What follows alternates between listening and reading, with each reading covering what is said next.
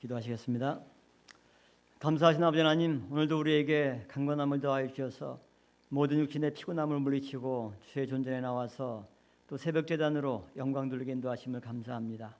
늘 아버지 힘주시는 그 은혜와 힘으로 저희들 하루하루를 살아가는 줄로 믿사오매 오늘도 말씀을 통해서 아버지께서 위로부터 주시는 강력한 그 능력으로 저희들 충만케 채워지게 인도하여 주시고 오늘 하루도 살아갈 때 늘 에녹처럼 주와 더불어 동행하는 복된 믿음의 삶을 살 수 있도록 인도하여 주시옵소서. 오늘도 우리 영으로 지혜롭게 하시고 또 깨어있게 하셔서 마지막 종말의 때에 되어질 일들을 하나하나 밝히 깨닫는 은혜 역사만이 있게 하여 주시옵소서.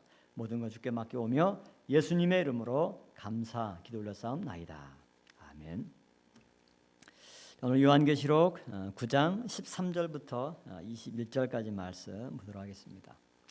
요한계시록 9장 13절부터 21절까지 말씀. 자, 봉독은 13절부터 15절까지만 제가 봉독해 올리도록 하겠습니다. 여섯째 천사가 나팔을 불매 내가 들으니 하나님 앞 금단 네 뿔에서 한 음성이 나서 나팔 가진 여섯째 천사에게 말하기를 큰 강 유브라데에 결박한 네 천사를 놓아주라 하매 네 천사가 놓였으니 그들은 그 년월 일시에 이르러 사람 3분의 1을 죽이기로 예비한 자들이러라. 이 하나님의 말씀이니라. 아멘. 오늘 일곱 나팔장 다섯 번째 시간이 되겠습니다. 오늘은 둘째 화에 해당하는 여섯째 나팔장이 되겠죠. 오늘 본문 13절부터 21절까지가 여섯 번째 나팔장의 내용이 되겠습니다. 자, 여섯 번째 나팔장 첫 번째 내용은 뭐냐면 하나님 앞 금단 네 뿔에서 들려온 한 음성. 오늘 13절 말씀 보면 어떤 재앙이 펼쳐지기 전에 음성이 나타났죠. 그 음성이 어디서 나왔느냐? 하나님 앞 금단 네 뿔에서 한 음성이 나왔다. 그래서 금단이라고 하는 것은 뭐냐면 금으로 만든 번제단이죠. 그러니까 한마디로 번제단 네 뿔에서 한 음성이 나왔다. 구약의 성막이나 성전에 보면 번제단이 있고 번제단의 네 그 모퉁이는 뿔이 있죠. 이 제단 뿔을 붙잡으면 죄를 지은 사람도 용서함을 받는 것입니다. 그리고 동물 제사로 희생을 드릴 때 이 제단 뿔은 어떤 역할을 하냐면 짐승의 피를 이 제단 뿔에 제사장이 바르게 되어 있어요. 그래서 제사를 드린 사람의 속죄가 언제 이루어지느냐? 내가 드린 제물의 피가 이 제단 뿔에 발라졌을 때 그 순간 제사를 드린 사람의 죄가 사함을 받는다고 레위기 4장 25절에 말씀하고 있습니다. 그러므로 이 제단의 뿔은 뭐에 대한 상징이냐? 속죄의 은총의 상징이죠. 그래서 죄를 지은 사람이 성전에 가서 그 제단 뿔을 붙잡으면 하나님의 용서를 받을 수 있었던 것입니다. 이처럼 피를 번제단 뿔에 바른다라고 하는 것은 예수 그리스도의 피의 공로를 믿음으로 받는 구원의 징표가 됩니다. 그러므로 이 제단 뿔은 주 안에서 죽임을 당한 순교자들의 영혼이 있는 곳이 바로 이 제단이죠. 또한 지상에서 올라온 성도들의 기도가 연락되는 장소가 바로 이 제단입니다. 그곳에서 한 음성이 나왔다라고 하는 겁니다. 두 번째로 그 음성의 내용이 무엇입니까? 14절 말씀 보면 큰 강 유브라데에 결박한 네 천사를 풀어놓으라. 이것이 제단 뿔에서 나온 음성의 내용입니다. 결박한 네 천사를 풀어놓으라. 먼저 유브라데에 대해서 살펴봐야 되겠죠. 유브라데는 인간의 죄악이 처음 시작된 곳이 바로 유브라데죠. 바로 에덴 동산에서 아담과 하와의 타락으로 말미암아 처음 죄악이 시작된 곳이 유브라데입니다. 한마디로 사단의 첫 번째 유혹이 시작된 곳이죠. 인간이 하나님께 첫 번째 거짓말을 한 장소가 바로 유브라데입니다. 또한 처음 살인 사건이 이곳에서 일어났죠. 가인의 문명이 바로 이곳 유브라데에서 시작이 되었습니다. 그 후에 이스라엘 역사에서 이곳은 수많은 열강들이 전쟁을 벌인 장소로 유명합니다. 니므롯 자손들이 거짓 종교를 만들고 바벨탑을 건축해서 인조 문명을 시험한 것도 바로 이곳 유브라데입니다. 이곳에 하나님께서 네 천사를 풀어놓으라 이렇게 말씀하고 있죠. 그러면 이처럼 하나님이 음성을 통해서 풀어놓으라고 한 네 천사의 정체는 무엇입니까? 이것은 사람들을 전쟁의 골짜기로 몰아넣어서 죽이는, 쉽게 말하면 전쟁의 천사입니다. 전쟁을 일으키는 천사를 그전까지 하나님이 결박해 놓고 있다가 드디어 6번째 나팔을 불 때 그 내 천사를 풀어놓아라 이렇게 명령하고 있는 거죠. 감금되어서 통제를 받던 천사들이 이제 연월 일시 하나님의 작정된 때에 정말 풀려나서 사람 3분의 1을 죽이는 그런 무서운 심판과 전쟁의 천사라고 말씀하고 있습니다. 그다음에 큰 세 번째로 이런 전쟁의 천사를 풀어놓을 때 마병대 수가 몇 명이냐? 2만만이었다. 2만만의 마병대에 대해서 16절부터 20절에 말씀하고 있죠. 2만만이면 곧 2억의 병력을 말씀하고 있죠.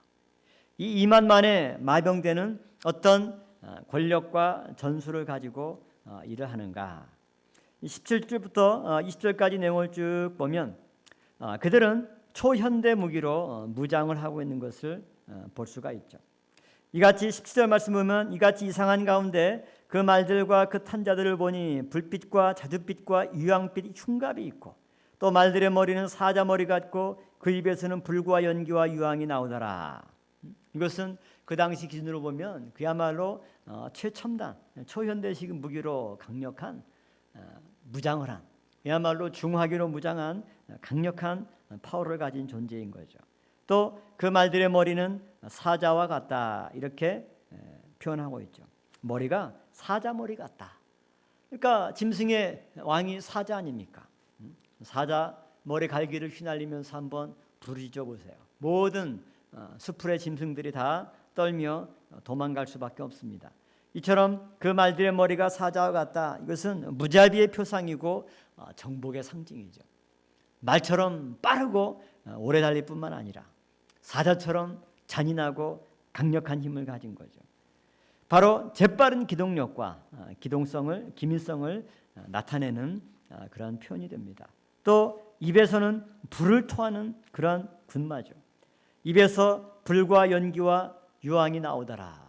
얼마나 무섭고 강력한 존재입니까? 이처럼 입에서 토해내는 불과 연기와 유황으로 사람 3분의 1이 죽임을 당하는, 18절 말씀 보면 이 세 재앙 곧 저 입에서 나오는 불과 연기와 유황을 인하여 사람 3분의 1이 죽임을 당하니라. 그러니까 지금으로 치면 미사일과 각종 박격포와 이런 중화기 무기를 통해서 3분의 1이 죽임을 당한다라고 하는 거죠. 그다음에 네 번째, 입과 꼬리에 힘이 있다. 19절 말씀 보면 그 말들의 힘은 그 입과 그 꼬리에 있으니 그 꼬리는 뱀 같고 또 꼬리에 머리가 있어 이것으로 해하더라. 진짜 표면적인 말을 보면 말꼬리에 무슨 힘이 있어요, 그렇죠? 근데 이 말들은 입에 힘이 있고 또 꼬리에 힘이 있다. 입과 꼬리에 힘이 있다라고 하는 거죠. 입에 힘이 있다. 이것은 무슨 의미일까요? 그것은 쉽게 연상이 되죠. 말하는 재주가 뛰어난 겁니다. 그들의 선전공세, 거짓 교훈, 거짓 사상, 한번 이 말들의 입에서 나오는 말을 들으면 그냥 팍 넘어가는 거예요. 그리고 꼬리에 힘이 있다. 이것은 19절 말씀 볼 때 그 꼬리에 머리가 있어 이것으로 해하더라. 꼬리는 머리와 반대되는데 꼬리에 또 머리가 있어요. 그러니까 이게 얼마나 간교하고, 머리는 지혜를 가리키잖아요. 그야말로 머리에만 머리가 있는 게 아니라 꼬리에도 머리가 있어서 이게 아주 지능적으로 움직인다라고 하는 거죠. 바로 사단 운동의 은폐된 지혜를 가리키는 거죠. 거짓 선지자들의 거짓 교훈과 사상을 받아 움직이는 활동을 의미합니다. 꼬리에 있는 머리로 전략을 꾸미고 입으로 그것을 토해내고, 이게 서로 그냥 죽이 잘 맞으면서, 호흡이 잘 맞으면서 사람들을 미혹해하는 그런 강력한 힘이 이 마병대 2만만이나 되는 엄청난 수의 마병대에게 있다라고 하는 거죠. 그리고 이제 20절과 21절 말씀 보면 이 재앙에 죽지 않고 남은 사람들에 대해서 말씀하고 있습니다. 큰 네 번째는 남은 자들에 대해서 증거하고 있습니다. 그 남은 자들은 큰 강 유브라데 전쟁에서의 생존자들이죠. 그리고 원래 구약에서 이사야 선지자나 미가 선지자 또 아모스 선지자가 증거하는 남은 자는 긍정적인 의미죠. 끝까지 하나님의 시험에 넘어가지 않고 말씀으로 이 시험을 이긴 승리자가 바로 남은 자입니다. 그러나 오늘 이 본문에서 남은 사람들은 이 심판 가운데 남아있는, 그러니까 3분의 1은 죽고 3분의 2는 아직 남아있잖아요. 그러니까 3분의 1이 죽는 것을 보면서도 끝까지 회개하지 않고 완악한 마음을 갖는 사람들, 이 사람들이 남은 사람들입니다. 그러므로 이 남은 사람들의 특징은 회개하지 않는 자들이죠. 20절 말씀 볼 때도 그 손으로 행하는 일을 회개치 아니하고 오히려 여러 귀신과 또는 보거나 듣거나 다니거나 하지 못하는 금은동과 목석의 우상에게 절하고, 회개하지 않고 우상 숭배하는 사람들이 남은 사람들입니다. 죽지 않은 나머지 3분의 1을 가리키겠죠. 이들은 불경건의 죄를 지었습니다. 바로 10계명의 첫 번째부터 4계명의 죄를 지은 사람들이죠. 그들은 귀신에게 절하는 자들이고 금과 은과 동과 목석의 우상을 만들어서 숭배하는 자들입니다. 이것은 개인이나 나라가 망하게 되는 중요한 징조가 되는 거죠. 신명기 31장 29절 말씀 볼 때도 내가 알거니와 내가 죽은 후에 너희가 스스로 부패하여 내가 너희에게 명한 길을 떠나서 여호와의 목전에 악을 행하여 너희 손으로 하는 일로 그를 경록케 함으로 너희가 말세에 재앙을 당하리라 하니라. 하나님의 말씀에 순종하지 않고 이처럼 여호와의 목전에서 악을 행하는 것, 우상을 숭배하는 것, 이것이 재앙을 당하는 원인이라고 하는 거죠. 또한 신명기 4장 28절 말씀 보면 너희는 거기서 사람의 손으로 만든 바 보지도 못하며 듣지도 못하며 먹지도 못하며 냄새도 맡지 못하는 목석의 신들을 섬기리라, 이렇게 말씀하고 있는 거죠. 그야말로 금으로 은으로 또 나무로 돌로 만든 이런 신들에게 경배하고 절하는 그러한 어리석은 자들입니다. 이들은 이처럼 불경건의 죄, 우상 숭배의 죄를 범할 뿐만 아니라 부도덕의 죄, 5계명부터 10계명의 죄로서 사람에 대한 범죄죠. 21절 말씀 보면 또 그 살인과 복술과 음행과 도적질을 회개치 아니하더라. 살인, 복술, 음행, 도적질, 이것은 사람들을 대상으로 해서 범하는 죄를 가리키는 거죠. 그럼에도 불구하고 회개하지 아니하더라. 그러니까 이 만만의 마병들을 통해서 내 천사가 풀어놓여서 이제 이 땅에 있는 사람 3분의 1을 치게 되죠. 그리고 남은 3분의 2도 그 3분의 1이 멸망당하는 것을 보면서도 여전히 회개치 않고 우상을 숭배하고 사람들에게 살인과 복술과 음행과 도덕질의 이러한 죄들을 여전히 행하면서도 회개하지 아니한다. 이것이 지금 한창 하나님의 마지막 심판이 진행되는 과정의 내용. 6번째 나팔재앙, 곧 2번째 화의 내용인 것을 알 수가 있죠.